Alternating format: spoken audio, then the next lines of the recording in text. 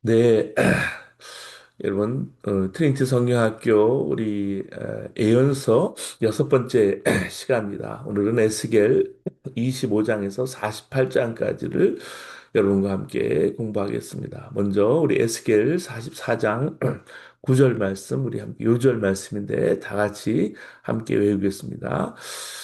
주 여호와께서 이같이 말씀하셨느니라.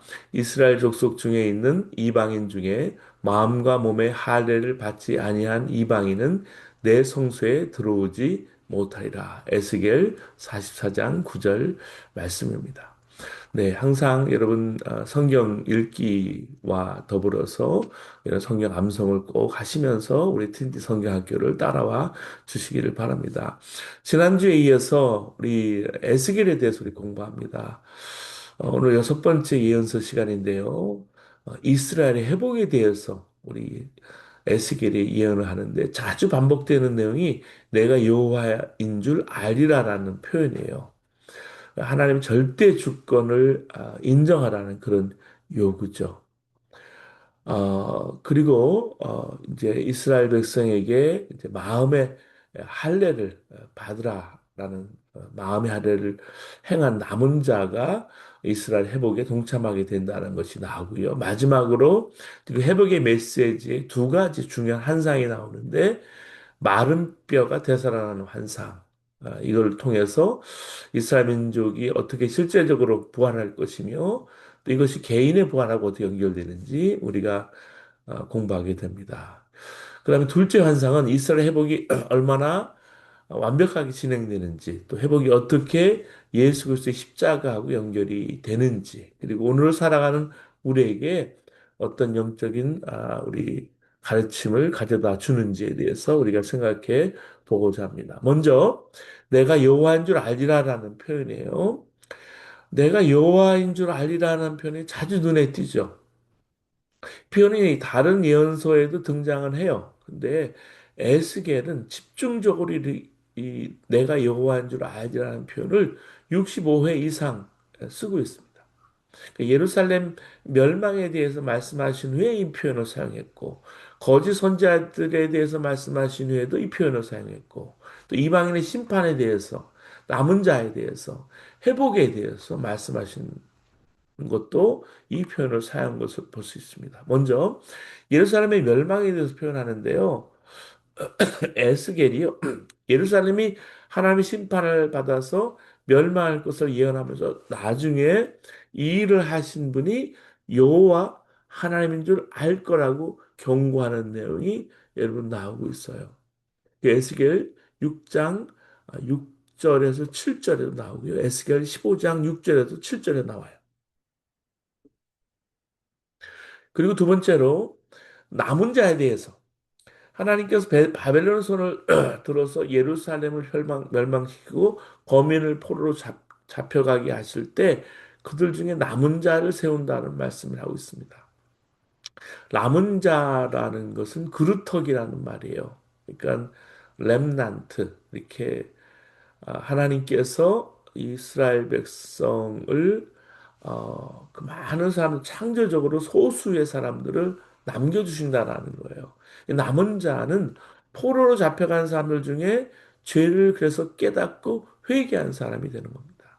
하나님께 나중에 이스라엘 회복하실 때 이 남은 자를 사용하세요. 사람들은 그때가 되면 이것이 하나님의 특별한 계획이었다는 것을 알게 된다는 말씀입니다. 그래서 우리 에스겔 6장 8절에 10절에 그러나 너희가 여러 나라에 흩어질 때 내가 너희 중에 칼을 피하여 이방인들 중에 살아남은 자가 있게 할 것이다 라고 말씀하시고 뒤에도 그들이 나를 여호와인 줄 아리라 라는 표현이 뒤에 나옵니다. 그 남은 자에 대해서. 그리고 세 번째, 거짓 선지자는 파수꾼의 사명을 저버린 사람이에요. 이 거짓 선지자에 대한 표현할 때도 내가 여호와인 줄 알지라는 표현을 쓰는데요. 이 백성에게 경종을 울려야 할 때 오히려 평강을 외치죠. 사람들은 누가 거짓 선지자인지 잘 모릅니다. 근데 하나님은 분명히 아세요. 거짓 선지자를 반드시 심판합니다. 그때가 되면 사람들이 하나님께서 행하신 일을 보고 하나님의 주권을 인정하게 된다는 말씀이에요. 에스겔 13장 23절 말씀, 그리고 에스겔 13장 9절에서 10절 말씀이 대표적이죠. 그 다음에 네 번째, 하나님은 이스라엘만 주관하지 않고 온 세상을 주관하십니다. 세상 나라의 흥망성쇠가 모두 하나님의 주권 아래 있게 됩니다. 하나님 말씀대로 나라가 일어서고 망하는 것을 볼 때 하나님께서 하나님 되심을 사람들이 인정하게 되는 것이죠. 그래서 에스겔 25장 11절에도 내가 모압에 벌을 내리니 내가 주 여호와인 줄 알리라. 이방 민족에 대한 심판을 얘기하면서 또 에스겔 30장 19절에도 이같이 내가 애굽을 심판하니 내가 여호와인 줄을 그들이 알리라. 또 에스겔 35장 3절 4절에도 마찬가지로 말씀하고 있죠. 내가 네 성읍을 무너뜨리며 내가 황폐하게 되리니 내가 나를 여호와인 줄 알리라. 에스겔 39장 6절에도 마찬가지. 이렇게 이방 민족의 심판에 대해서 예언할 때 내가 여호와인 줄 알리라 말합니다. 그리고 다섯 번째, 바벨론에게 이스라엘이 망한 것이 하나님 주권 하에 일어나는 것처럼 이스라엘의 회복에 대해서도 역시 하나님의 뜻 안에서 하나님의 주권 안에서 일어난다는 것을 강조할 때 바로 이 말씀을 씁니다. 이 일이 일어나는 것을 보는 사람들이 하나님의 주권을 인정하게 된다는 말씀이에요. 그것이 이제 에스겔 30장 13절, 에스겔 39장 28절 나옵니다. 그리고 여섯 번째, 내가 여호와인 줄 알리라는 표현은 하나님만이 하나님 자리에 계셔야 한다는 그런 표현이에요. 그러니까 하나님의 절대 주권을 인정하고 하나님의 주권에 순종하며 살라는 그런 뜻입니다. 여러분, 에스겔의 대상은 바벨론 포로기 전이 아니죠. 바벨론 포로를 끌려온 사람들이에요. 한편으로 실패자의 회한이 있고 한편으로는 암울한 미래로 마음의 고통을 안고 살아가는 사람들입니다. 이런 사람들에게 에스겔이 내가 여호와인 줄 알리라는 표현을 썼는데 두 가지 말을 합니다. 이 표현을 통해 두 가지 뜻을 전달합니다. 첫째는 하나님의 주권을 인정하지 않는 미련함을 고발하고 있습니다. 그러니까 망하기 전에 하나님의 주권을 인정하면 살 거라는 거예요. 망할 일 없다는 거예요. 다 망한 후에 깨달으면 늦는다라는 거죠. 여기에 슬기롭지 않은 바보는 경험을 통해서만 배운다는 말이 있죠. 남의 실수를 통해서 배우거나 경고를 듣고 바보 짓을 중단하면 지혜로운 사람이죠. 사랑하는 여러분, 우리가 제일 많이 배울 수 있는 데가 어디예요? 장례식장이죠. 남들이 죽는 걸 보고서 내 삶을 돌아보고 배우게 되는 거죠. 근데 바보는 항상 자기 고집대로 살고 행동하다가 실패를 겪고 나서야 뭔가를 배운다는 거죠. 그 바보의 학교는 경험이라는 것입니다. 물론 실패를 경험하고도 배우지 못하는 사람이 많지만 실패의 경험이 배움의 유일한 장소가 되는 사람은 무조건 바보입니다. 실패를 경험하기 전에 하나님의 주권을 인정하고 순종하는 지혜자는 내가 여호와인 줄 알리라는 말씀이 그의 삶 속에서 말씀으로 이루어진다는 것을 믿는 거죠. 그리고 하나님께서 약속하신 복을 기대해요. 근데 하나님의 주권을 인정하지 않는 사람은 내가 여호와인 줄 알리라라는 말 그 자체로 엄청난 심판의 경고를 오히려 받게 되죠. 그래서 바보는 실패의 경험을 통해서만 배우는데 실패했을 때는 이미 늦어버렸다는 말씀입니다. 내가 여호와인 줄 알리라는 표현에는 완악한 자녀를 둔 부모의 안타까운 심경이 거기 담겨져 있는 것입니다. 둘째는 이스라엘을 회복하실 하나님을 바라보면서 오늘 하나님의 주권을 인정하고 그렇게 살라는 말씀이에요. 포로 중에는 아직도 정신 차리지 못하고 사는 사람이 있죠. 바벨론 신이 하나님보다 힘이 세서 이스라엘이 망했다고 생각하는 사람들입니다. 자신들의 불순종과 범죄 때문에 하나님께서 심판하신 사실을 일부러 부인하고 책임을 하나님께 돌리는 거예요. 그런 사람들에게 에스겔이 하나님 말씀을 전합니다. 이제 때가 되면 내가 여호와인 줄 알리라. 이스라엘이 망한 이유는 바벨론 신이 하나님이기 때문이 아니라 여호와가 하나님이기 때문이라는 말씀이에요. 하나님이 힘이 약해서가 아니라 오히려 절대 주권자이시기 때문에. 바벨론에 사는 유대인들은 지금이라도 하나님의 주권을 인정하고 하나님만 섬기라는 말씀이에요. 하나님 말씀에 순종해야 한다는 말씀이에요. 그래야 회복의 은혜를 경험하고 체험하게 됩니다. 그래서 때가 되면 하나님께서 이스라엘 회복시켜 주시는데 그때 포로 생활하는 모든 사람이 회복되는 게 아니고 하나님의 주권을 인정하고 예루살렘으로 돌아가는 의지를 가진 그 창조적인 소수, 그루터기로 남은 사람들, 그 남은 자들만 회복된다는 말씀이에요. 그리고 하나님 주권을 인정하는 사람은 입으로만 하나님 섬기지 않아요. 실제 삶의 모든 영역에서 하나님 위주로 살아요. 내가 뭐를 하든지 하나님께 물어보고 그 일을 할 때 언제나 하나님의 영광을 위해서 한다라는 말씀이에요. 그래서 하나님께서 내가 여호와인 줄 알리라라고 말씀하실 때 기쁘게 순종하죠. 아멘하고 순종합니다. 그래서 우리가 정말 내가 자녀를 키울 때도 내 목적이 아니라 하나님 영광의 목적으로 그렇게 자녀를 양육하는지, 하나님께 기뻐하시는 방법을 사용하는지, 내가 비즈니스를 할 때도 하나님의 영광이 목적인지, 하나님께서 인정하시는 방법으로 우리가 하나님께 영광을 돌리는지, 결혼을 하든지, 이사를 하든지, 진학을 하든지, 직장, 취미, 이런 모든 생활을 할 때도 점쟁이를 찾아가거나 철학관에 찾아가서 묻는 것이 아니라 최종 목적이 하나님의 영광을 돌리면서 우리가 그 목적을 이루기 위해서 우리가 기도하고 하나님의 시간에 순종하고 사는지 우리가 내가 여호와인 줄 알리라 이 하나님의 주권을 인정하는 것을 통해서 우리가 돌아볼 수 있다는 거예요. 자, 하나님의 영광을 돌린다 할 때 고린도전서 10장 30절에 이렇게 말하죠. 그런즉 너희가 먹든지 마시든지 뭘 하든지 다 하나님의 영광을 위해서 하라.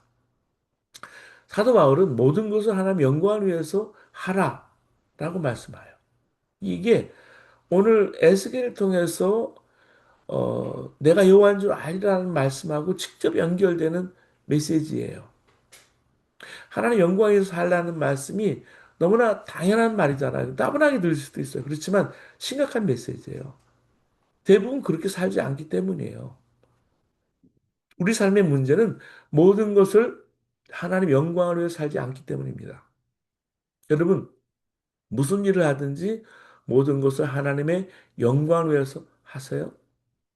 열심히 하긴 하지만, 열심히 살긴 살지만, 하나님 영광에 산다는 생각 없는 그렇게 생각 없이 사는 그리스도인이 많아요. 여러분, 그리스도인들에게는 하나님 나라에 대한 소망이 있죠. 우리는 내일 어떤 일이 일어날지 몰라요. 자, 중동에 전쟁이 일어났는데 많은 사람들이 궁금해하는 게 가스값이에요. 기름값이 언제 내릴 수 알지 몰라요. 자, 주식값이, 스탁이 언제 오를지 우리는 몰라요. 근데 이 세상 마지막에 어떤 일이 일어날지는 알아요. 하나님 나라가 임하는 겁니다. 이것이 삶의 차이예요. 내가 무엇을 바라보고 하나님 영광을 바라보고 사느냐 아니냐라는 거죠. 사도 바울은요, 성령의 이끌려 삼층천까지 그 천국 삼층천까지 올라갔잖아요. 그리고 거기에서 사람의 말로 표현할 수 없는 여러 가지 말을 들어요. 그게 고린도후서 12장 1절에 4절 나오는데 천국을 본 거죠. 그래서 역사의 마지막에 될 일을 알았어요. 그리고는 이방인 선교를 위해서 사도 바울이 헌신하지 않을 수 없는 거예요. 그동안 자기가 소중히 여겼던 모든 것을 마치 배설물처럼 여겼다라고 빌립보 3장 8절에 고백하고 있습니다. 성경은 분명히 하나님을 대적하는 세상, 나라는 반드시 망하고 예수 그리스도가 다시 오셔서 영원히 왕노로 갈 거라고 예언하고 있습니다. 계시록 11장 15절은 일곱째 천사가 나팔을 불매 하늘에 큰 음성들이 나서 이르되 세상 나라가 우리 주와 그의 그리스도의 나라가 되어서 그가 세세토록 왕노릇 하시리로다 하니 이랬습니다. 하나님의 나라가 가진 그러면 영광이 뭘까요? 하나님 영광이 산다면 하나님 나라 가진 영광. 요한계시록을 보면 영광스러운 천국은 길도 황금 길일 정도로 화려하고 아름다운 곳일 거라고 그랬습니다. 성경 번역 선교회 정민영 선교사님이 있습니다. 미국의 이제 위클리프 선교회가 바로 이제 그 성경 번역 선교회인데요. 이 정민영 선교사님이 이런 말을 했어요. 우리가 천국에 가서 가장 많이 들을 말은 와, 대박. 와, 대박이다. 대박일 거라고 해서 다들 웃은 적이 있어. 근데요. 성경이 말하는 진정한 영광은 길이 황금인데다가 찾아지는 것이 아니에요. 요한계시록 21장에 나타난 화려한 새 예루살렘 모습은요, 하나님이 가지고 있는 영광을 표현하기 위한 비유에 불과해요. 하나님 나라의 진정한 영광은 세계 모든 민족이 하나님 나라에서 한 형제, 자매가 되는 데서 찾을 수가 있는 것입니다. 우리가 태어난 나라, 고향이 다 다르잖아요. 우리가 미국에 지금 살고 있지만, 그러나 영적으로는 우리 모두는 한 곳에서 태어났죠. 하나님 나라예요. 천국이 우리의 본향입니다. 우리는 예수님 안에 다 고향 사람이에요. 미국의 성도나 한국이나 인도나 사우디아라비아나 사우디아라비아에 있는 성도도 이란에 있는 성도도 같아요. 그러나 고향만 같은 게 아니죠. 한 아버지 아래 태어난 형제자매들이에요. 예수 믿는 사람은 누구나 하나님을 아버지라고 고백하죠. 그렇기 때문에 하나님 나라에는 모두가 다 이 사람이 거기에서 났다라고 말하는 거예요. 이 땅을 살아가며 하나님 나라를 살아가고 하늘에 앉아서도 이 땅을 살아가는 사람은 사는 방법이 다르고요. 어디에 가치관을 두느냐가 달라요. 그러니까 뷰 포인트가 다르다는 거죠. 세계관이 다른 거죠. 하나님 나라의 영광을 위해서 그래서 살아요. 여러분 오늘 저녁에 가족들과 식당에 가서 식사할 수 있을 거예요. 내일 출근하실 겁니다. 오후에 운동을 할 수도 있어요. 중요한 것은 무슨 일을 하든지 누구를 대하든지 항상 어떻게 하나님께 영광을 돌릴 것인가 생각해야 합니다. 그러면 여러분이 어떤 형편에 살든지 문제가 되지 않아요. 여러분이 어떤 직분이나 사명을 맡았는지도 문제가 되지 않아요. 여러분이 성공하고 있는지 실패했는지도 문제가 되지 않아요. 오직 자기 유익을 구하지 않고 다른 사람의 유익을 구하며 살았느냐. 곧 하나님 영광을 위해서 살았느냐의 문제를 봅니다. 두 번째, 이 포로 중에는 잘못된 생각하고 있는 사람도 있어요. 나라가 이렇게 망했잖아요. 이스라엘이 망해서 바벨론의 포로로 잡혀왔는데 자기들이 포로로 잡혀온 것이 다 조상 탓이라고 믿고 있는 사람들이에요. 잘 되면 내 탓이고 잘못되면 조상 탓인 것이죠. 부모, 조부모들이 제대로 했으면 나라가 망하지 않았을 것이다. 그러면 지금도 자기들이 지금 풍요로운 가나안 땅에서 살 텐데 이렇게 된 게 다 조상 탓이다. 부모 탓이다. 에스겔이 뭐라고 답해요? 부모들이 잘못한 것은 그들이 잘못한 것이고 자녀 세대도 똑같이 잘못을 경험하고 있다라는. 그들도 부모들처럼 회개하지 않고 우상 숭배하고 하나님께 계명을 어기고 있기 때문에 이런 결과가 있었다라는 말씀이에요. 현재 비극도 그들이 똑같이 책임을 져야 한다는 거죠. 그러니까 당연히 죄값을 받아야 한다는 거예요. 더 이상 부모 핑계 대지 말고 본인이 오늘 깨닫고 회개하고 돌아서야 하나님께서 구원해 주신다는 말씀이에요. 에스겔 18장 25절에서 28절 말씀을 여러분 보시기 바랍니다. 그리고 에스겔은 공동체의 구원도 믿지만 공동체 안에서 각자의 구원에 대한 책임이 있다고 믿는 거예요. 존 웨슬리도요. 여러분 개인 구원만 강조한 것이 아니고 사회 복음을 강조했잖아요. 이게 밸런스가 있어야 되는 거예요. 책임도 마찬가지예요. 구원도 마찬가지예요. 구원은요, 내가 개인적으로 구원받는 것이 아니라 전인적인 구원을 얘기하는 거예요. 공동체가 구원받아도 개인이 불순종하면 구원 못 받아요. 반대로 공동체가 망해도 개인이 순종하면 구원받습니다. 에스겔은 이것을 이스라엘의 속담과 관련해서 설명합니다. 에스겔 18장 2절에서 4절 말씀 보면 너희가 이스라엘 땅에 관한 속담에 이르기를 아버지가 신포도를 먹었으므로 그들의 아들의 이가 시다고 하면 어찌 됨이냐 주 여호와의 말씀이니라 내가 나의 삶을 두고 맹세하노니 너희가 이스라엘 가운데서 다시는 이 속담 쓰지 못하게 되리라 모든 영혼이 다 내게 속한지라 아버지의 영혼이 내게 속한 것 같이 그의 아들의 영혼도 내게 속하였나니 범죄하는 그 영혼은 죽으리라. 아버지가 술주정뱅이면 그것 때문에 온 가정이 고통을 겪는 것을 우리가 많이 보죠. 제가 한국 시골에서 목회할 때 보면 이게 참 문제였어요. 도박하는 것도 마찬가지예요. 어머니가 노름꾼이면 그 자녀가 그 문제로 인해서 큰 해를 받죠. 일단 집에서 쫓겨나죠. 그리고 여러분 집달리가 와서 모든 거 다 빼나가죠. 그럼 학교도 못 다니게 돼요. 이 법정에 서는 부모가 죄를 지었다고 자녀가 대신 그러나 벌을 받지는 않죠. 성경의 이 점을 분명히 합니다. 신앙의 영역도 마찬가지. 아버지가 구원받으면 나도 자동으로 구원받는다 아닌 거예요. 어머니가 은혜 받으면 나도 자동인가 아니라는 거죠. 그런 부모가 있으면 자녀가 은혜 받고 구원받을 확률이 높은 거죠. 가정에서 그런 분위기가 조성될 테니까. 근데 꼭 그렇지 않은 거예요. 부모는 천국 백성인데 자녀는 지옥 백성인 경우도 많잖아요. 여러분, 부모가 목회자인데 자녀들이 다 그렇게 잘 되고 믿음 생활하고 그래요? 그렇지 않은 걸 우리는 많이 보거든요. 반대는 부모는 구원받지 못했는데 자녀는 구원의 삶에서 사는 경우도 많아요. 여러분, 이거는 선택과 결단의 문제라는 거죠, 구원은. 그래서 아버지 탓, 어머니 탓, 조상 탓하면 안 된다는 거예요. 아무리 조상이 망쳤어도 내가 회개해야 산다는 말씀이에요. 모세오경은 다르게 가르치지 않습니까? 아버지가 죄를 지면 그것 때문에 3, 4대까지 손해를 본다는 말씀이 나오거든요. 십계명의 그 항목이 나오는데 둘째 항목이죠. 너를 위하여 새긴 우상을 만들지 말고 또 위에 하늘에 있는 것이나 아래로 땅에 있는 것이나 땅 아래 물속에 있는 것에 어떤 형상도 만들지 말며 그것들에게 절하지 말며 그것들을 섬기지 말라. 내 하나님 여호와는 질투하는 하나님인즉 나를 미워하는 자의 죄를 갚되 아버지로부터 아들에게 3, 4대까지 이르게 하거니와 출애굽기 20장 4절 5절 말씀이에요. 근데요.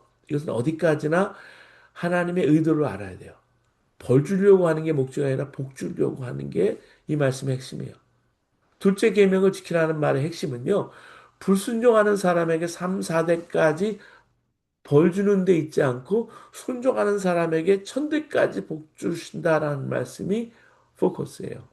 출애굽기 20장 6절은 그 결론이에요. 나를 사랑하고 내 계명을 지키는 자에게는 천대까지 은혜를 베풀. 그래서 하나님의 선한 의도를 나중에 출애굽기 34장에 보면 더 명확하게 설명이 되죠. 이렇게 크로즈업 돼가지고 모세가 하나님께서 십계명을 다시 받을 때 하나님께서 이렇게 말씀하세요. 6절 7절에 34장 여호와께서 그의 앞으로 지나가시며 선포하시되 여호와라 여호와라 자비롭고 은혜롭고 노하기를 더디하고 인자와 진실이 많은 하나님이라 인자를 천대까지 베풀며 악과 과실과 죄를 용서하리라. 그러나 벌을 면제하지 아니하고 아버지 악행을 자손 3세대까지 보응하리라. 여기 보면 모세에게 하나님의 속성을 설명하시는 하나님의 속성은요. 하나님은 영원하시고 은혜롭고 자비롭고 할 때 그 하나님의 품성을 말씀하는 거. 하나님이 가지고 계신 속성. 거기 보면 자비롭고 은혜롭고 노하기를 더디하시고 인자와 진실이 많은 분으로 그렇게 부르고 있어요. 3, 4대까지 보응하시는 무서운 하나님을 이렇게 좋게 부르는 이유가 뭘까요? 하나님이 인자는 천대까지 베푸시는 은혜의 하나님이기 때문에. 그 하나님의 인자, 그 인자는 지난번에 말씀드린 하나님의 사랑이에요. 그 헤세드의 사랑은 천대까지 베푸는 것이 하나님의 뜻이에요. 선한 의지예요. 그 의도적으로 그렇게 엄청난 은혜를 천대까지 베푸시는 거예요. 반면에 부모의 죄가 3, 4대까지 이어지는 것은 하나님의 의지 때문이 아니라 인간의 선택이에요. 인간의 현실인 거죠. 하나님께서 아무리 피해가지 못하게 적극적으로 3대까지 벌을 너 끝까지 쫓아가서 벌을 내린다 그 의미가 아니라 가정과 사회 현실상 자연히 그렇게 된다라는 거예요. 자녀는 부모의 철학과 삶의 방식을 배울 수밖에 없죠. 그래서 현실을 그대로 본받아서 3다, 4대까지 이르게 된다라는 거예요. 그렇게 보응하신다는 말은 부모의 탓하는 사람을 지지하는 논리가 아닌 거죠. 그러니까 오히려 그들을 반대하는 논리가 되는 거예요. 하나님께서 천대까지 은혜를 베푸시는 상황에서 하나님의 섭리를 거부하면서까지 부모의 죄에 갇혀서 죄값을 치르는 사람이 있다면 참으로 대단한 사람이 되는 거죠. 사방에서 하나님의 은혜가 들어오지 못하게 막는 정말 완악한 사람입니다. 그렇게 완악하니까 계속 조상탁만 하는 거예요. 출애굽기 34장 앞부분에 이제 보면은 이제 구름에 쫙 쌓여서 내려오는 주님께서 모세에게 자신을 소개하는 말씀이 나오잖아요. 그 말씀이 바로 하나님 속성에 대한 말씀인 거예요. 주 나는 자비롭고 은혜로우시며 노하기를 더디하시며 한결같은 사랑과 진실이 풍성한 하나님인데 수천 대리까지 한결같은 사랑을 베푸시겠다라는 말씀이에요. 그런데 죄를 벌하지 않고 그냥 넘기는 게 아니고 아버지가 죄를 지으면 본인뿐만 아니라 3, 4대까지 자손까지 벌을 내린다라는 말씀이죠. 그러니까 하나님의 선하심을 머리가 아닌 존재 전체로 맛본 사람은 세상의 염려와 근심으로부터 자유롭게 됩니다. 자비로우신 하나님의 사랑에 온전히 몸을 맡긴 사람은 깊은 평화와 안식을 누립니다. 우리 삶에서 떨쳐버리기 어려운 불안과 두려움은 어디서 난 걸까요? 어디서 비롯된 걸까요? 이게 바로 자아예요. 지켜야 할 자아로 인해서 우리는 다른 이들과 세상을 경계합니다. 어린 아이들이 타자를 의식하기 시작하면서 자주 사용하는 말이 뭐예요? 이거 내 거야? 라는 말이에요. 여러분, 태어나자마자 아이가 선할까 악할까? 우리가 어릴 때부터 많이 성선설이냐 성악설이냐 얘기 많이 나눴죠. 근데 아이가 태어나서 이제 자라자 내가 다른 사람과 나를 구별하기 시작하면서 이건 내 거야 합니다. 아이들은 자기 외부 세계를 내 편으로 가리기 시작했죠. 삶이 이때부터 고단해지는 거예요. 하지만 하나님 깊은 일체감 속에서 말씀을 나누는 사람은 자기를 잊습니다. 내가 없으니까 두려움이 없는 거예요. 그래서 내가 예수 그리스도와 함께 십자가에 죽었다라고 고백하는 건 내 자아가 십자가에 못 박힌 거예요. 내가 없는 거예요. 내 안에 주님이 계신 거예요. 하나님 안에 자아를 잊은 사람에게 떠오르는 것이 뭡니까? 그 빛은 평온함입니다. 인자함으로 나타나요. 그래서 하나님이 나와 함께 하신 그 은혜가 천대까지 깨끗함으로 나타나고 거룩함으로 나타난다는 말씀. 두 번째는 이 마음이 안악해져서 천대까지 내리는 하나님의 은혜까지도 거부하는 영혼의 문제에서 어떻게 해결할 수 있을까? 그것은 바로 새 영, 새 마음, 마음의 할례가 그 해답입니다. 하나님께 주시는 해답이.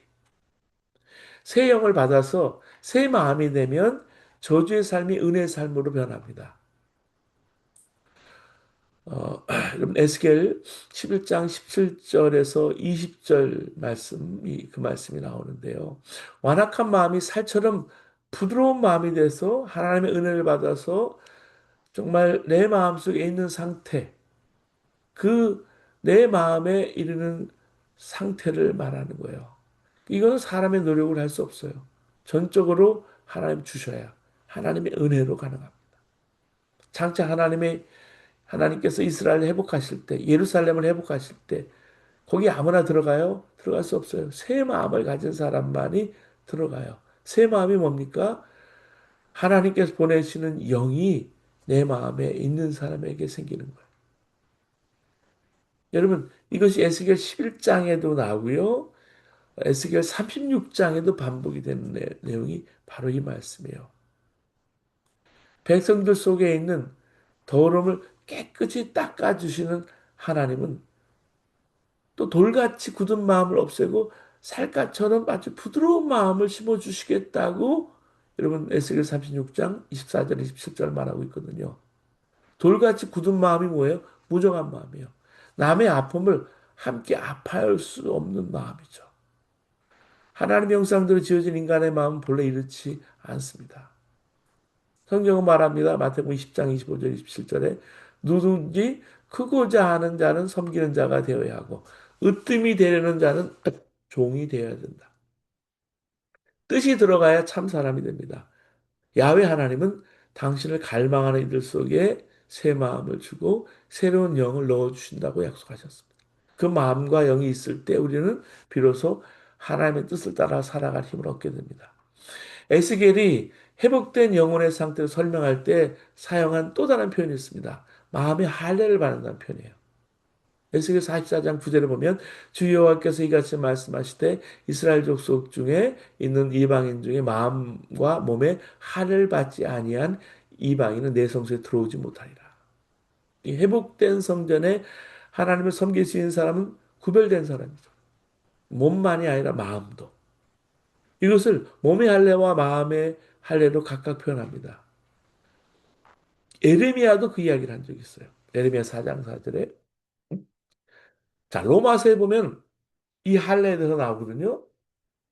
로마서 2장 29절에 보면 성령으로 마음의 할례를 받으라 그랬습니다. 성령으로 마음에 받는 할례가 참 할례예요. 할례 받은 마음이 뭐예요? 성령이 임하셔서 부드러워진 마음이 되는 거예요. 늘 성령님을 그러니까 내 안에 계신 주님을 의식하니까 기쁨과 감사와 사랑으로 하나님 말씀대로 사는 거예요. 하나님께서 그렇게 해주시겠다고 약속하신 거예요. 또 새 영을 너희 속에 두고 새 마음을 너에게 주되 너 육신에서 굳은 마음을 제거하고 부드러운 마음을 줄 것이며 또 내 영을 너희 속에 두어 너희로 내 율례를 행하게 하리 너희가 내 규례를 지켜 행할지라. 에스겔 36장 26절 27절 말씀. 그렇기 때문에 자신이 율법주의 신앙생활 하는지 그런 굳은 마음으로 아닌지 그 진단하는 가장 중요한 기준이 뭐냐면 마음에 성령님이 계시는가. 내가 내 마음에 성령의 임재를 느끼는가. 마음이 부드러워졌는가 하는 거예요. 예전에 페이스북에 이런 간증이 올라온 적이 있습니다.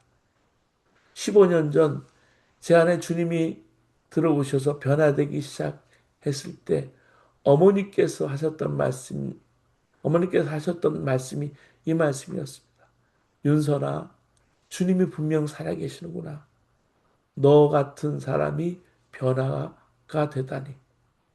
부끄럽지만 아멘입니다. 그렇게 쓰여 있었어요. 할례란 뭐냐면 남자의 성기가 포피를 잘라내는 것이잖아요. 그러니까 세상과의 관계를 단절했다는 거예요. 세상에 대해서 죽은 사람이라는 편에 이 할례란 마음의 할례라는 것은 세상과 완전히 구별된 삶을 산다라는 표시예요, 표징이에요. 우리가 십자가의 복음을 믿고 예수님을 영접하면 성령으로 마음에 임하십니다. 그것이 마음에 할례를 받았다라고 말하는 거예요. 골로새 2장 11절에 또 그 안에 너희가 손으로 하지 아니한 할례를 받았으니 곧 육의 몸을 벗는 것이요 그리스도의 할례니라. 정말 예수님과 함께 내가 내 자아가 십자가에 죽은 사람은 예수님의 마음을 품고 살아요. 내 안에 부활 생명이 있는 것이죠. 성령님이 내 안에 계시니까. 그래서 여러분 신앙생활 할 때 저 사람 열심히 하는가 안 하는가 유심히 보지 마세요. 열심으로 진단하면 안 돼요. 유대인은 할례뿐만이 아니라 월삭, 각종 절기, 대회, 성회, 온갖 종교 의식을 다 동원하고 의식이 점점 화려하고 장엄해졌어요. 그러니까 얼마나 할 일이 많아요. 이거는 율법을 제대로 지키지 못하는 것을 화려한 외적 의식으로 포장을 한 거예요. 그렇게 행한 거예요. 그리스도인들 중에도 신앙적으로 성숙하지 못한 이들은 겉만 포장해요. 자랑하죠.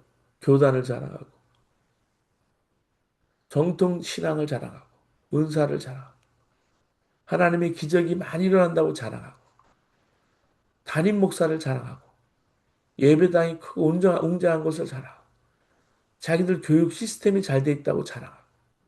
그러나 정말 자랑해야 할 것, 진정 중요한 것은 믿지 않는 사람들이 자신을 보고 하나님이 좋은 분이라는 것을 믿게 되는 거예요. 그래서 여러분 마음의 할례는 예언자들에게서 새롭게 시작된 개념이 아니라 이미 토라에 들어있는 거예요.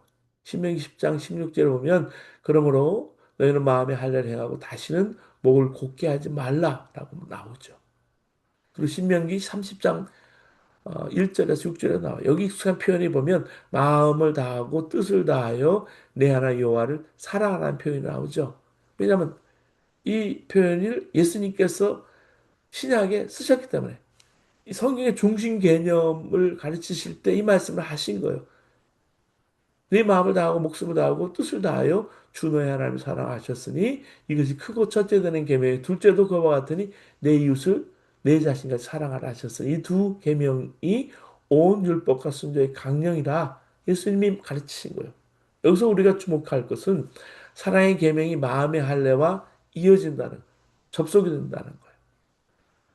하나님을 진심으로 사랑하고 이웃을 내 몸처럼 사랑하기 위해서는 마음의 할례를 받아야 한다. 마음의 할례 없이는 진실한 사랑이 불가능해요. 미국에서 목회하시던 남병희 목사님 말씀에 어느 교회를 찾아가서 교회 중직들과 인사를 나눌 때요. 이분이 이제 한국에 계시는데 미국의 이민사에 보면 그렇잖아요. 엄숙하게 권위 있는 교인들이 많이 보이면 이 목사님이 목회를 많이 해봤잖아요. 그러니까 이 교회도 골치 꽤나 아프겠구나 생각을 했답니다.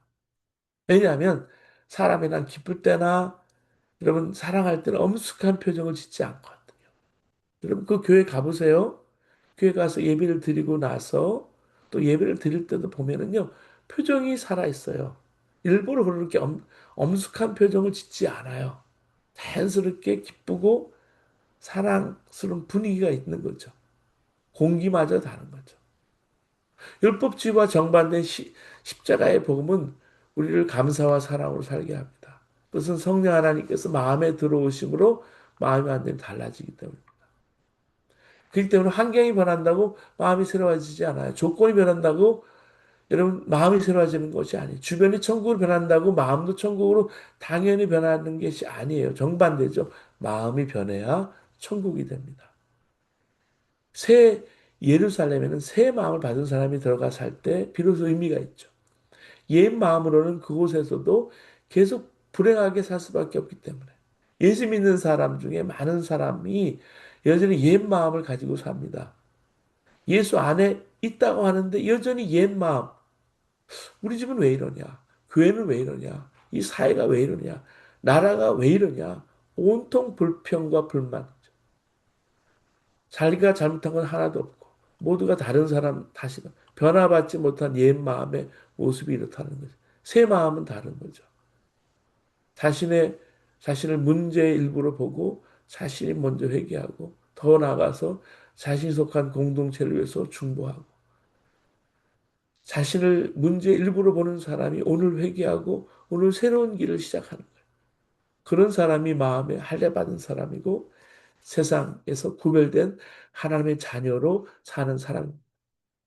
그러니까 마음에 하늘 봐서 구별된 자녀로 사는 사람 어디에 살든지 거기가 천국이고 예루살렘인 거죠.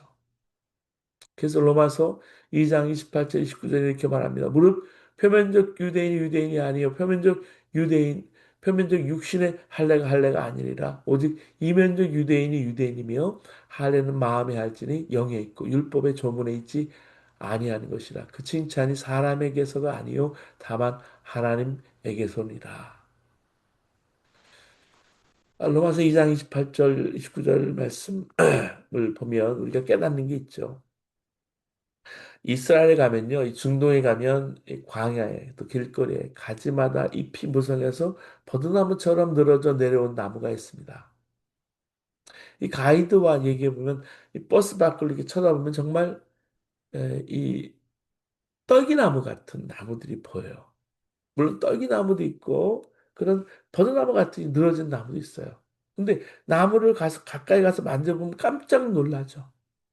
줄기마다 가시가 너무나 많은 거예요. 보기만 버드나무가 사실은 가시가 많은 나무인 거예요. 이곳이 사막 기후라 잎이 무성한 나무라도 가시가 많은 것 같구나. 그렇게 생각하는 거죠. 그러니까 나무만 그럴까요? 사람도 그래요. 생명의 근원이신 예수님을 마음에 모시고 살지 않는 사람은 아무리 열심히 신앙생활해도 말과 행동에 가시가 돋쳐 있어요. 그 가시는 가까이 있는 사람이 알아요. 가족이나 직장 동료들이 알아요. 우리에게는 가시를 제거해 주려고 성령 하나님 우리에게 오셨어요. 이게 복음 중에 복음이에요. 그러면 가시 없는 사람이 되는 거예요. 감사와 사랑의 삶도 마찬가지. 그래서 율법을 사는 것이 아니고 은혜로 사는 게 중요한 거예요. 그래서 율법으로 사는 사람들은 말씀대로 이렇게 살아야 된다, 저렇게 그 율법주의거든요. 이게 함정이에요. 감사하고 사랑만 하고 살아도 주어진 시간이 그렇게 길지 않아요. 감사와 사랑도 노력으로 하면 안 돼요. 그러면 함정에 빠지게 되죠. 다른 사람에게 요구하거나 이게 사랑이냐 비난하지 말아야 한다는 거예요. 그러면 또 다른 율법주의에 빠져요. 오직 우리의 마음을 바꿔주실 주님을 바라보는 거예요. 내 주님이 내 안에 계시면 주권자가 내 안에 계시면 주님이 왕이시잖아요.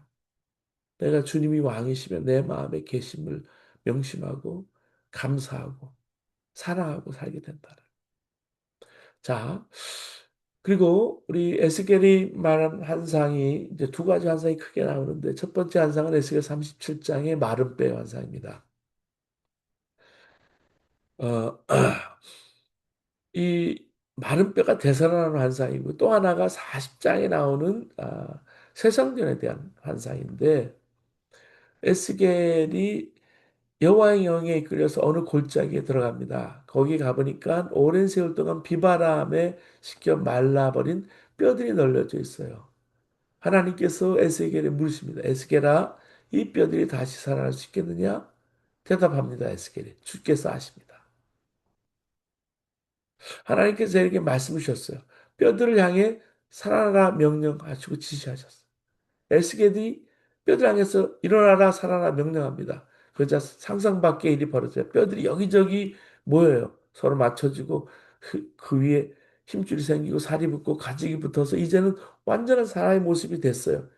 근데 아직은 시체죠. 생기가 없죠. 하나님 또 말씀하세요. 그 안에 생기를 들어가도록 명령하세요. 생기야 사방에서부터 와서 이 죽은 사람에게 불어 살아나라. 죽은 사람이 살아나서 움직였어요. 모여서 큰 군대가 됐던 이 환상이에요. 자, 우리 현실은 에스겔이 보았던 해골 골짜기와 다를까요? 다를 바가 없어요. 오늘 살아가는 우리들도 생각해 보세요. 풍요를 약속하는 거짓 신들을 따라가느라 하나님 배신하고 자기 사적인 욕망을 이루기 위해서 마땅히 돌봐야 될 이웃들 외면했던 이스라엘은 결국 어떻게 됐습니까?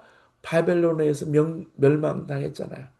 일부는 포로가 됐고 또 바벨론으로 끌려간 바벨론 포로기로 갔던 사람들이 있고 일부는 전란을 피해서 애굽으로 피신했고 그야말로 이주민들이죠. 일부는 옛 땅에 그냥 그대로 남아 있었어요.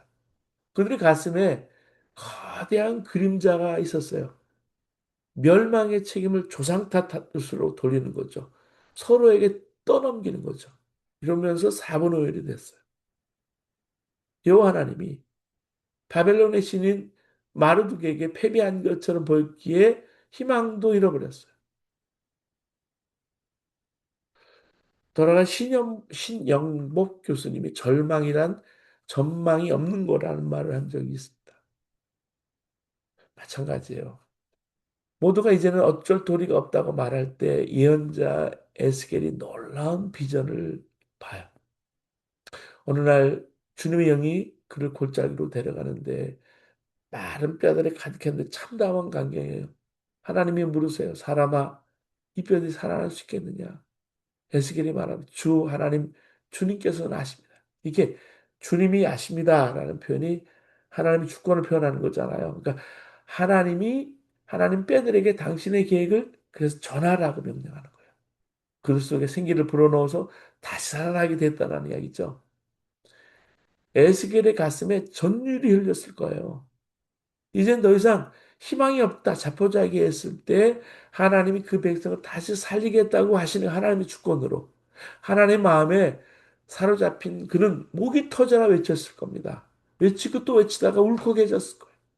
에스겔에게 절박한 외침이 다른 뼈들 위에 이슬처럼 내려앉으니까 놀라운 일들이 벌어졌어요.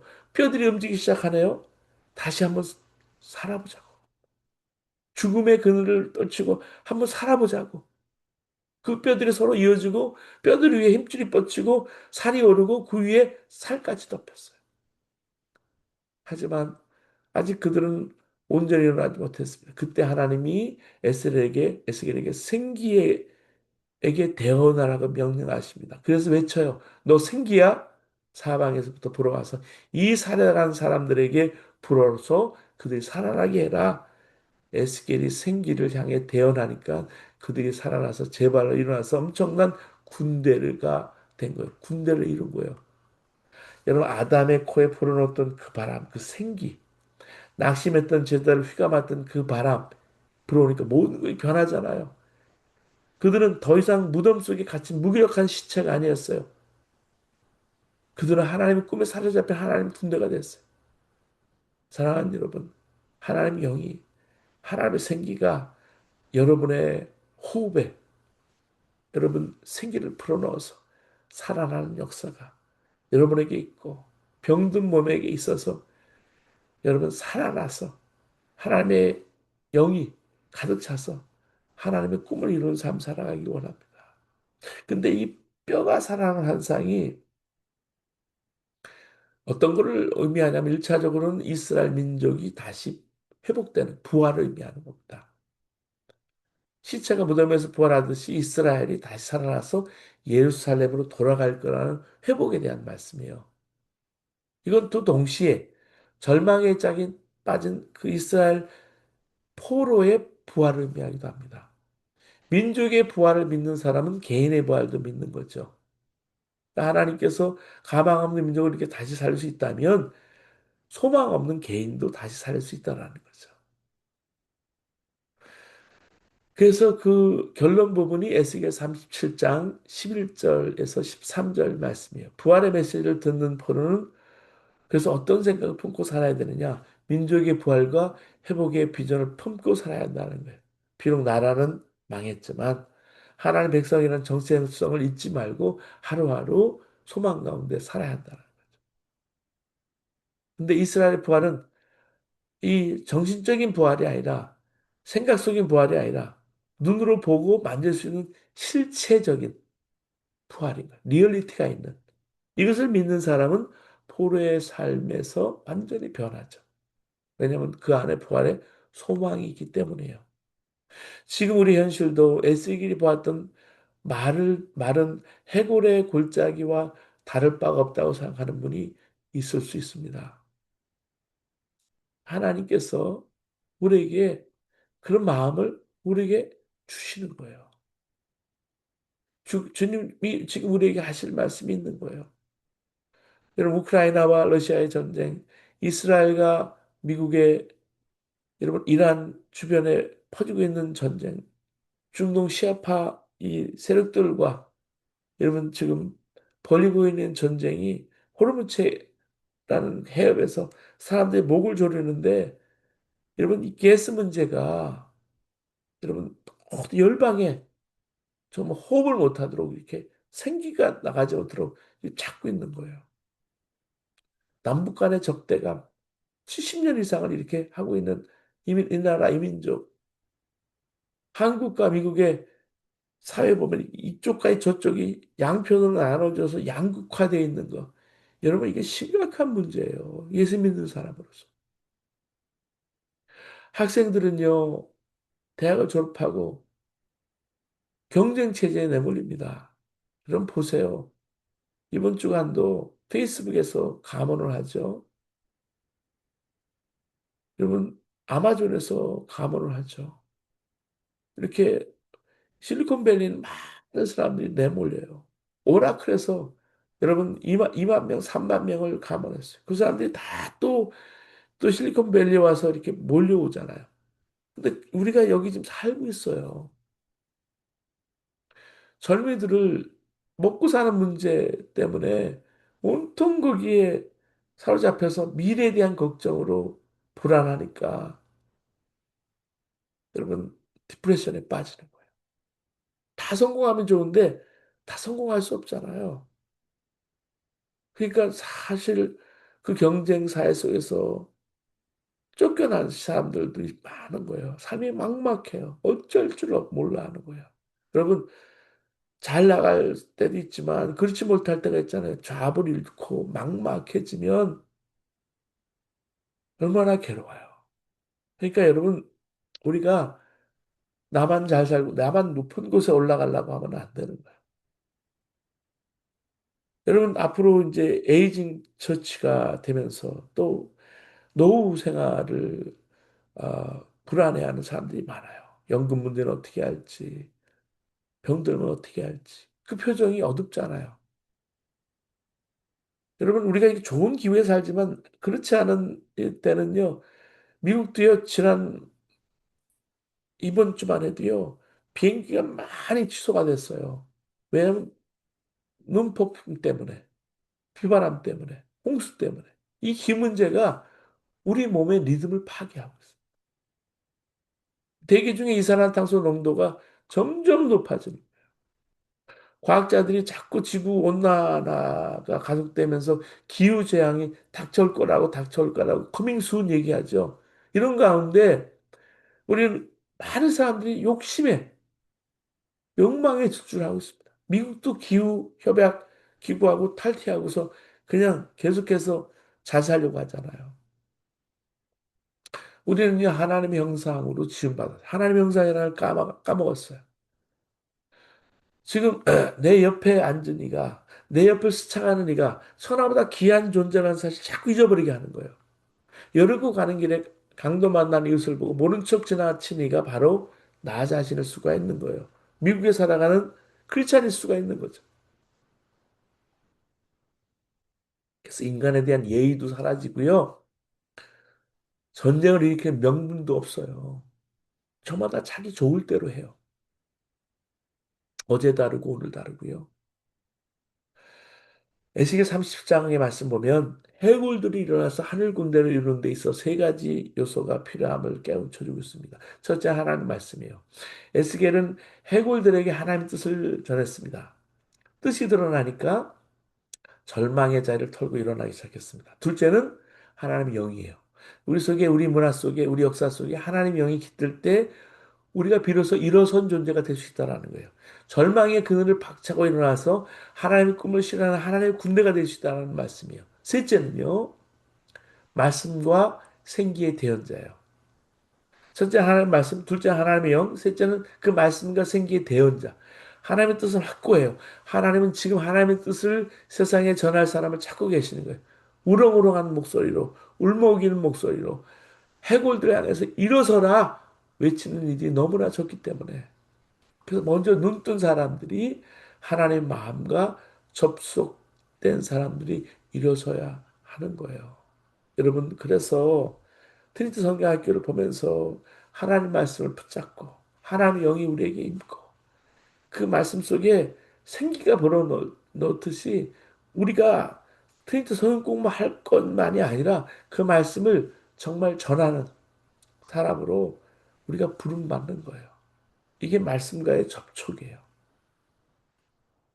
여러분 그렇잖아요. 예전에 접속이라는 프로그램이 있었죠. 하이텔이나 이런 거 보면 접속 이렇게 옛날엔 띠 하다가 이렇게 탁 접속이 되는 것처럼 그게 좀 더 리얼하기 때문에 그러니까 하나님 마음과 접속해서 살아가는 거예요. 그 책에 나오는 워싱턴 그 레드스킨 풋볼팀 코치였던 조 깁스라는 사람의 여러분 이야기 여러분 쭉 보시기를 바랍니다. 이 이야기가 주는 이 조의 이야기는 기독교 신앙에 대해서 이분이 간증한 이야기를 여기 이야기하고 있어요. 기독교 신앙이 뭐냐면 죽어 있는 사람은 비누칠하고 향수 뿌려서 그럴듯하게 만들어 놓는 것이 아니라는 거죠. 기독교 신앙은 사람을 죽으면 생명으로 옮기는 실체적인 변화예요. 여러분, 정말 하나님께서 우리에게 사랑을 주시면 사랑하면 사망에서 생명으로 옮긴 거죠. 예수 믿고 구원받는 것은 영적으로 죽은 사람을 목욕시키고 향수 뿌려준다는 그런 의미가 아니고 시체에다 비누칠하고 향수 뿌린다고 죽은 시체가 살아나는 것이 아니고 예수 믿어야 산다는 거죠. 예수 믿는다는 것은 새 생명을 얻고 새 피조물이 된다는 거예요. 에스겔의 비전도 마찬가지. 죽은 뼈에 힘줄이 붙고 살이 붙고 생기가 붙어서 100% 완전히 살아있는 완전히 사람이 되는 것. 이게 비전인 거죠. 이게 정신적인 부활만이 아니라 영적인 부활만이 아니라 정말 육체적인 부활, 영혼육이 완전히 이루어지는 전인적인 부활이라는 거예요. 그다음에 이제 두 번째 환상이 새성전의 환상인데 우리 에스겔 40장에서 48장에 보면 자세한 설명이 이 새성전의 환상으로 이렇게 표현이 됩니다. 40장에 보면 성전 바깥들의 동문, 북문, 남문, 성전 안뜰의 남문, 동문, 북문, 또 번제를 씻는 방, 재물을 잡는 방, 갈고리, 제사장의 방, 성전 현관에 자세히 나와요. 41장에도요, 성전 내부의 성소, 지성소, 골방, 성전의 부속 건물, 성전 건물의 각 그 특징을 자세히 기록해요. 이렇게 자세히 마치 그 블루프린트처럼 청사진처럼 자세히 설명하는 것 같아요. 왜 이렇게 자세히 할까? 하나님이 이스라엘의 회복을 통해 새 성전을 보여주는 걸 통해서 완벽하게 하나님의 뜻을 펼쳐 보여주신다는 말씀이에요. 하나님의 회복은 한 치의 오차도 없이 완벽하다는 말씀이죠. 우리의 머리털 숫자까지 다 세시는 하나님께서 회복시키시고 복 주려고 하실 때 절대 대충 하지 않는다는 거예요. 언제 회복하실지, 어떻게 하실지, 누구를 회복하실지, 회복하실 때 어떻게 될지 그대로 설명하고 있는 거예요. 그리고 이 새 성전의 상징성이 있습니다. 에스겔에 설명하는 새 성전은 솔로몬의 성전하고는 많이 다릅니다. 우선 규모가 어마어마해요.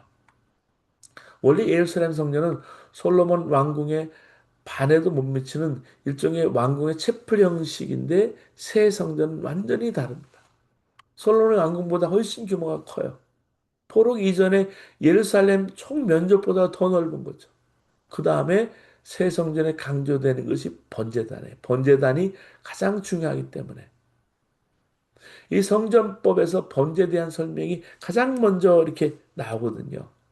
이전에 시내산에서 하나님께서 성막의 청사진을 보여주실 때 가장 먼저 거론했던 것은 지성소 증거기였어요. 이 법궤. 근데 지금은 상황이 다른 거죠. 번제단이 가장 먼저 나오고 있어요. 중요하기 때문에. 예전 시대에는 백성이 지성소의 증거궤와 대제사장을 통해서 하나님과 연결이 됐지만 새 시대에는 각자의 번제단에서 제사를 드림으로 하나님과 직접 만날 수 있게 된 거예요. 에스겔의 새 성전 구조를 보면 지성소는 있는데 내용물이 없죠. 성소와 지성소를 구분한 휘장이 없는 거예요. 여러분 예수님이 십자가에 못 박히실 때 여러분 휘장이 위에서부터 아래로 찢어졌다는 말이 있죠. 그러니까 1년에 한 번 대제사장이 성소에서 지성소로 가서 제사를 드릴 수 있는데 이제는 그것이 필요가 없는 거예요. 그러니까 누구나 우리가 하나님 앞에 나가서 예배할 수 있고 기도할 수 있고 용서를 빌 수 있는 거예요. 그러니까 구분이 없어진 거예요. 성소와 지성소 구분하는 휘장이 없고 지성소의 중심인 증거궤도 없고 지성소에 1년에 한 번 들어간 제사장도 염기포 대속죄일에 한 번만 갈 수 있는 대제사장도 없고, 그러니까 속죄일도 없는 거죠. 에스겔의 비전에서 지성소의 역할이 없다는 사실은 예수님께서 십자가에 달려 돌아가실 때 그렇게 된 거예요. 그 영적인 의미를 공유한 거죠. 이제는 대제사장이 중간자가 돼서 하나님께 대신 기도하는 거죠. 그래서 응답도 대신 받은 거예요.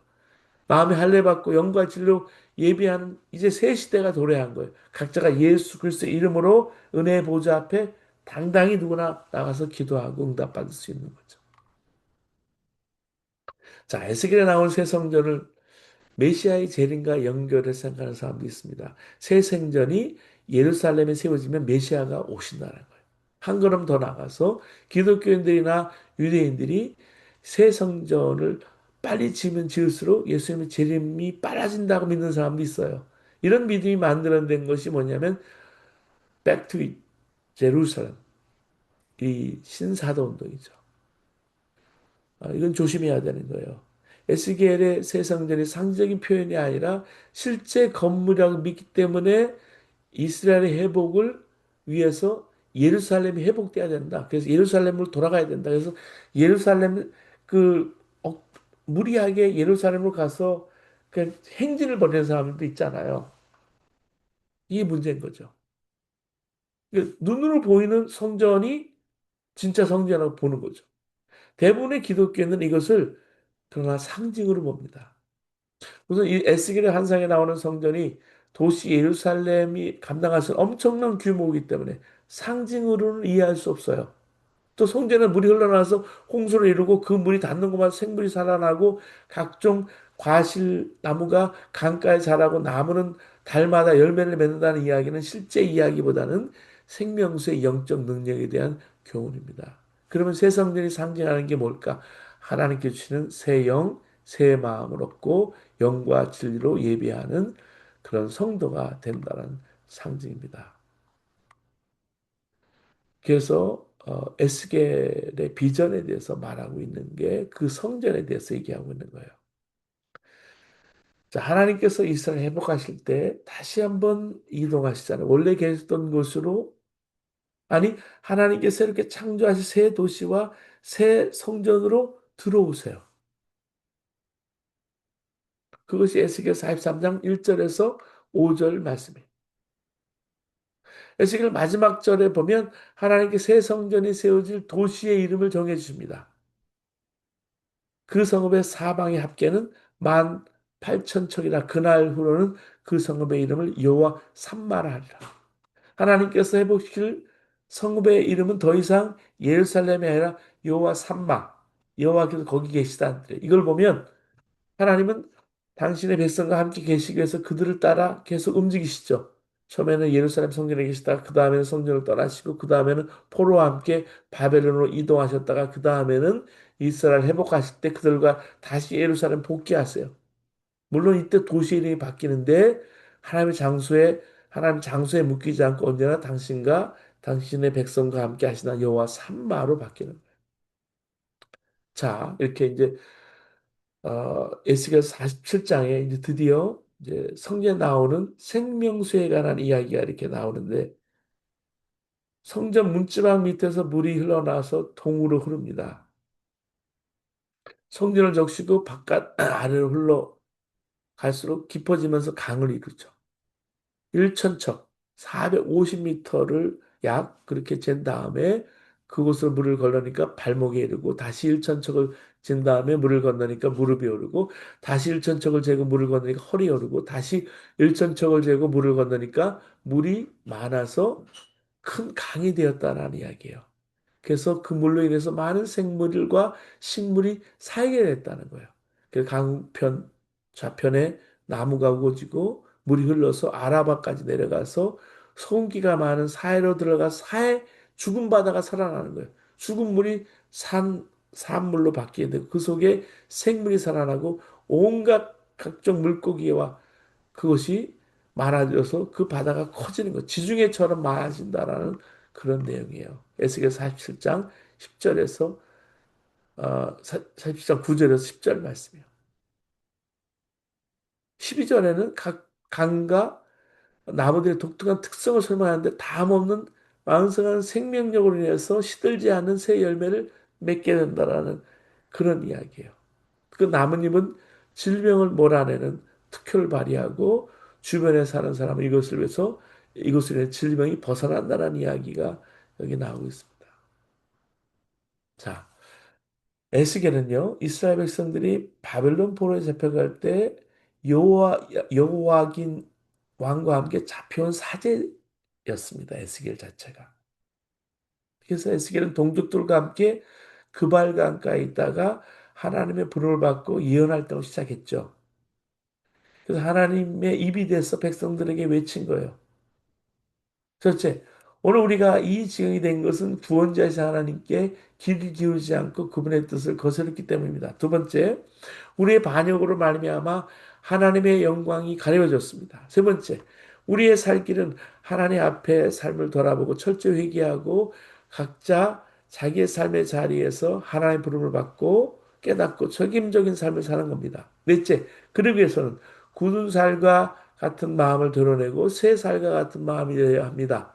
다섯 번째, 오늘의 무기력한 삶을 극복하기 위해서는 하나님의 말씀과 만나야 되고 하나님의 영에 사로잡아야 됩니다. 그리고 여섯 번째, 새로워진 백성들이 이렇게 살게 된 새 세상의 중심 성전이 돼야 된다라는 말이에요.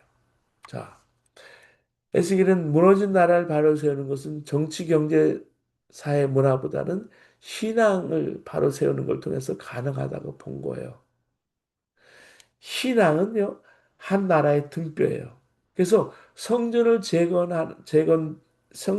재건되는 나라의 중심으로 이것을 말하고 있는 거예요. 성전이 뭐예요? 하나님이 계시는 곳, 하나님의 임재를 상징하는 거예요. 에스겔이 환상 중에 하나님의 손에 의해서 그 예루살렘 성전으로 갔잖아요. 그는 놀라운 광경을 봤어요. 성전 문제방 밑에서부터 물이 쏟아나오고 있는데 그 물은 동쪽으로 흐르고 있어요.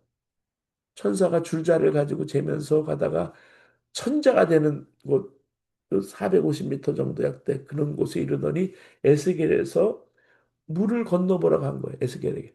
물을 건너보라고. 물을 건너보니까 물이 겨우 발목 높이네요. 또 천자를 대고 나서 물을 건너가는데 물이 무릎인 거예요. 또 천자를 대고 나서 걸었는데 허리까지 잠겼어요. 또 천자를 대고 나서 천사가 건너라고 했을 때 그 물을 건너보니까 건널 수 없는 강이 된 거네요. 천사가 물어요. 에스겔 40장 6절 말씀이 사람아 네가 이것을 자세히 보았느냐 이렇게 물어요. 무슨 깨달음이 있었느냐 그런 질문이죠. 여러분 우리가 이 본문을 지금 우리가 읽고 지금 보고 있어요. 성경 공부를 하면서 많은 이들이 발목에서 무릎으로, 무릎에서 허리로, 허리에서 온몸이 잠길 만큼 불어난 물을 통해서 성장하는 믿음을 읽으려고 해요. 근데 조금 한번 달리 보세요. 달리 보면 첫째, 이 물의 발원지에 우리가 주목해 볼 수 있어요. 물은요, 성전이에요. 그 하나님으로부터 시작됐어요. 물이 뭐예요? 물 먹지 못하면 죽어요. 물은 생명이에요. 물이 죽으면 생명은 죽게 돼요. 에덴 동산 한복판에 솟아나온 물이 사방으로 흘러서 비손, 기혼, 티그리스, 유프라테스로 흘렀다 그랬죠. 이렇게 에덴 동산 한복판에 물이 사방으로 기혼, 비손, 티그리스, 유프라테스 4라는 숫자는 동서남북 사방을 의미한 땅 전체를 뜻합니다. 에덴 동산에서 발원한 물이 사방을 흘렀다는 말은요. 하나님의 은혜가 미치지 않은 곳이 없다는 말이에요. 에스겔은 예루살렘 성전에서 에덴 동산의 꿈을 꾸고 있는 거예요. 새로운 생명의 나라는 하나님께서 시작하세요. 우리는 동참하는 거예요. 둘째는요.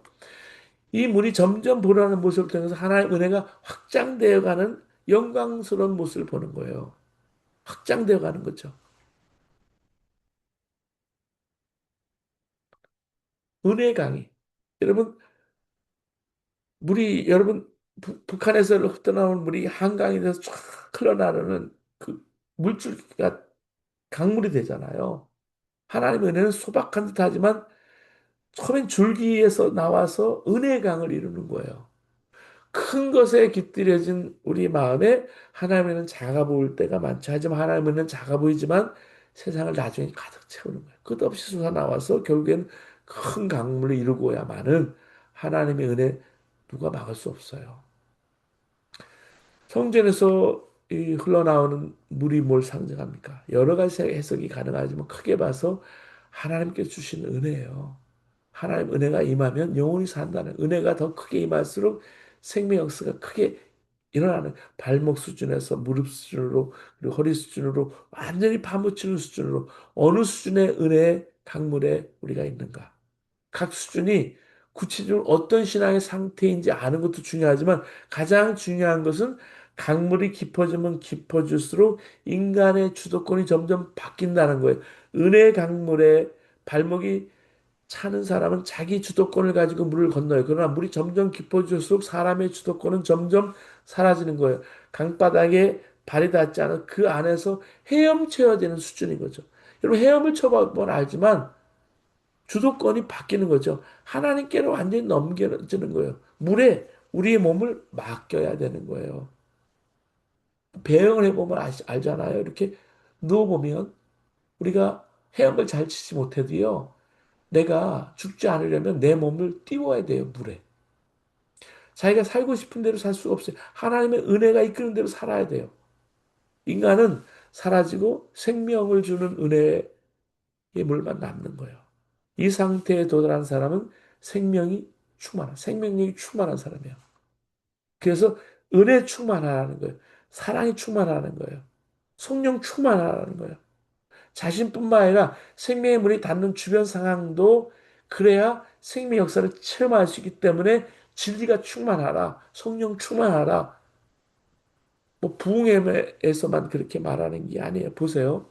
에스겔이 강가로 올랐었을 때 강 양쪽에 많은 나무가 자라고 있었어요. 천사는 에스겔에게 성전에 솟아 나오는 물의 흐름을 설명해 줘요. 그 강물은 동쪽으로 흘러서 요단 계곡 아라바죠.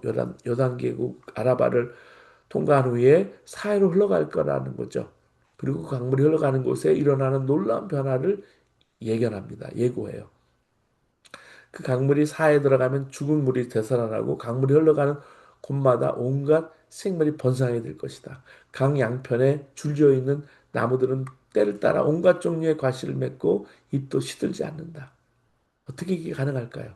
천사가 대답합니다.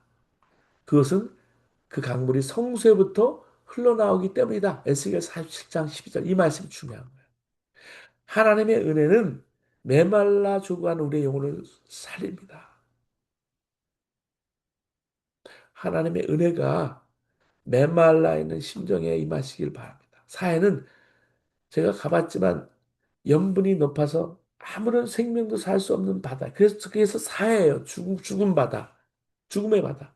근데 이 사해가 되살아나서 그곳에 온갖 종류의 물고기들이 헤엄치는 세상을 지금 보고 있는 거예요. 에스겔을 통해서. 우리 속의 사해가 뭘까요? 절망과 무기력한 마음, 미움, 환멸, 사해를 품고 죽어가고 있는 사람들이 있어요. 물질의 쾌락, 유혹에 빠져 등골이 빠져버리는 삶이 사예요. 주님의 강물과 만나야 합니다. 그래야 우리도 살고 나를 통해서 다른 영혼도 사는 거예요. 여러분 쾌락도 지나가잖아요. 젊음도 금방 지나가요. 우리가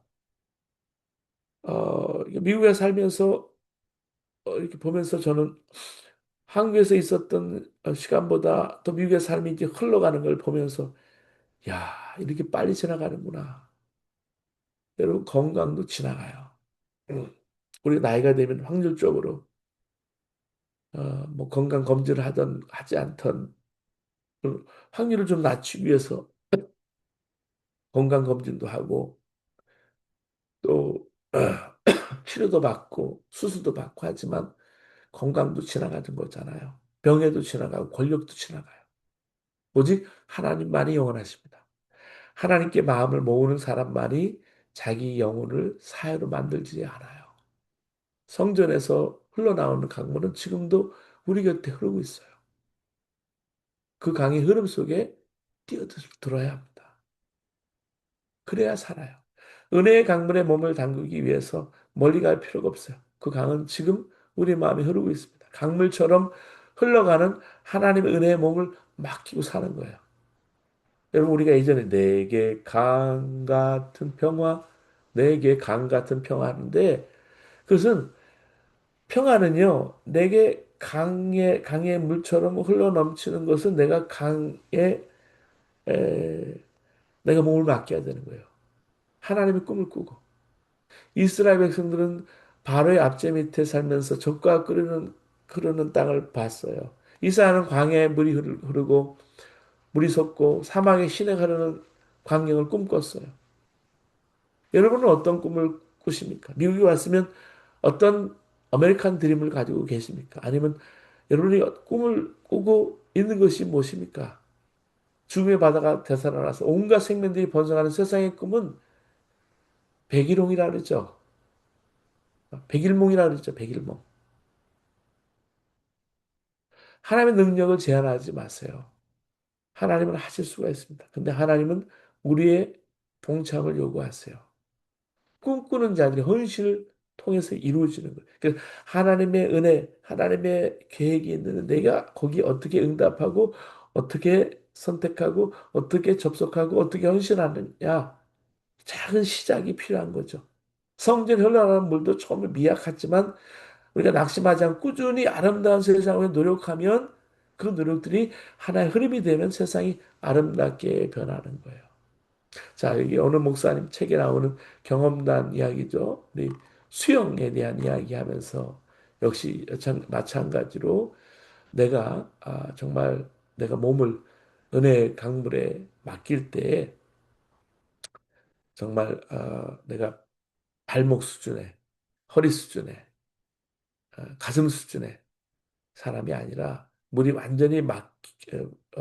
온전히 다 차서 물에 맡기는 상태가 되면 내 자신은 보이지 않고 오직 그리스도만 보이는 내 역사가 아니라 나를 통해 역사하시는 그리스도의 역사로 생명 역사가 살아난다는. 그래서 내가 그리스도와 함께 십자가에 못 박혔나니 그런데 이제 내가 사는 것이 아니요 내 안에 그리스도께서 사신 것이다라는 그런 의 표현을 쓰고 있습니다. 여러분 오늘도 하나님의 부활의 능력이 여러분 가운데 있게 되기를 바랍니다. 오늘 TNT 성경학교를 통해서 죽은 영혼이 살아나고 죽은 교회가 살아나고 죽은 나라 민족이 살아난 놀라운 역사가 여러분 가운데 있게 되기를 바랍니다. 기도하시겠습니다. 하나님, 에스겔을 통해서 여호와 하나님이 누구신 줄, 하나님 나의 왕이시고 나의 주님이신 것을 우리가 고백하며 나아가는 저희들에도 인도하여 주시옵소서. 에스겔을 통해서 예언하신 하나님의 말씀 통해서 우리가 성전이 되어가고 하나님 임재하시는 곳이 되어가서 마른 뼈에 정말 살이 붙고 온전히 하나님의 생기로 말미암아서 산 사람이 되듯이 하나님 은혜의 강물에 온전히 하나님 맡겨져서 성전을 흘려가듯이 아버지 하나님의 귀한 도구로 쓰임 받는 성전전 저희 되시도록 하나님 역사에 주시옵소서. 감사하고 예수 그리스도 이름으로 기도드립니다. 아멘. 네, 감사합니다. 오늘 트리니티 성경학교에 함께 하신 여러분들 주님의 이름으로